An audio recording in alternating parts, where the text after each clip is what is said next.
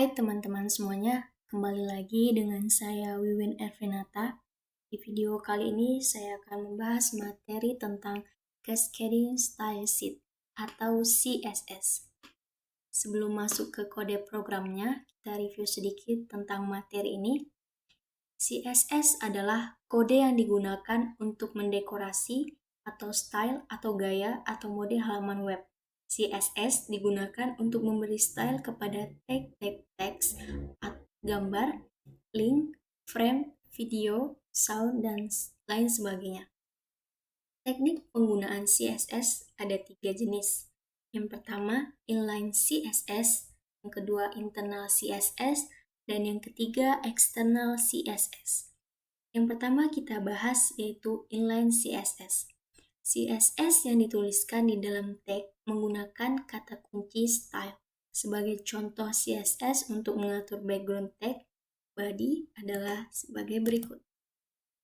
Suatu teks atau tulisan biasanya memiliki atribut yang pertama, warna depan atau color, yang kedua, latar belakang warna atau background color, dan yang ketiga, jenis huruf. Yang keempat, besar huruf atau font size, yang kelima, ketebalan huruf atau font weight, dan yang keenam, latar belakang gambar atau background. Untuk melihat warna secara visual, bisa dilihat di aplikasi desain grafis, misalnya seperti CorelDRAW ataupun Adobe Photoshop. Tag paragraf umumnya diberi pengaturan seperti warna tulisan, background tulisan, dan jarak tulisan atau line height. Nah, langsung saja kita ke kode programnya.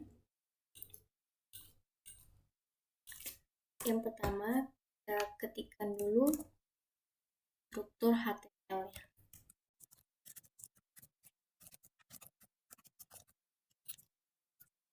Setelah itu, kita ketikkan kode HTML. Nah, di sini saya sudah mengetikkan kode programnya. Untuk style ini, kita bisa mengatur background colornya sesuai selera kita. Di sini saya menggunakan RGB 255,0,0 dan colornya yaitu black, background colornya cyan, font family-nya Times New Roman dengan line height 30 pixel. Setelah selesai, kemudian kita simpan. Kemudian kita buka Google dan Ctrl Open. Kita buka file HTML-nya tadi. Sudah jadi teman-teman. Dan yang kedua yaitu internal CSS. CSS yang dituliskan di dalam sheet dengan menggunakan kata kunci style. Nah, kode programnya adalah sebagai berikut. Nah, teman-teman, di sini saya sudah mengetikkan kode HTML-nya dengan title belajar CSS internal. Di bagian tag body-nya, saya menggunakan background aesthetic.jpg.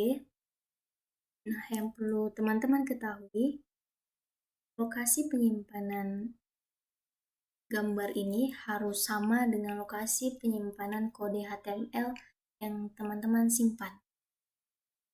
Dan yang kedua, saya menggunakan warna kuning, kemudian margin left-nya 50 pixel, margin right-nya 50 pixel, dan margin top-nya 100 pixel. Kemudian di bagian tag B-nya, saya menggunakan color white, background color-nya itu black, text indent-nya 50 pixel, text legend-nya justify, dan line height-nya 30 pixel. Setelah teman-teman selesai mengetikkan kode HTML-nya, kemudian kita simpan.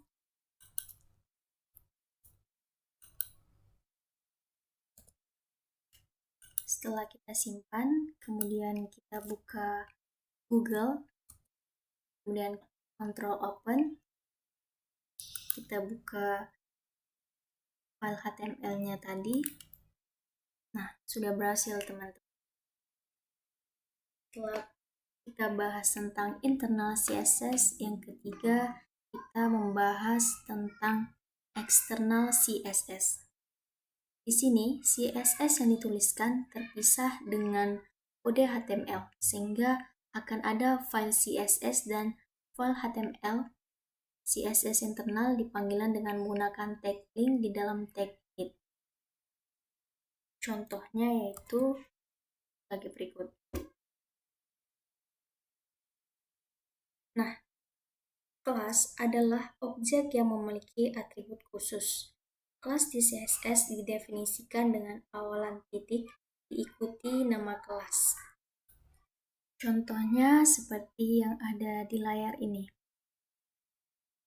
Ada kelas dengan nama khusus dan ada kelas dengan nama umum.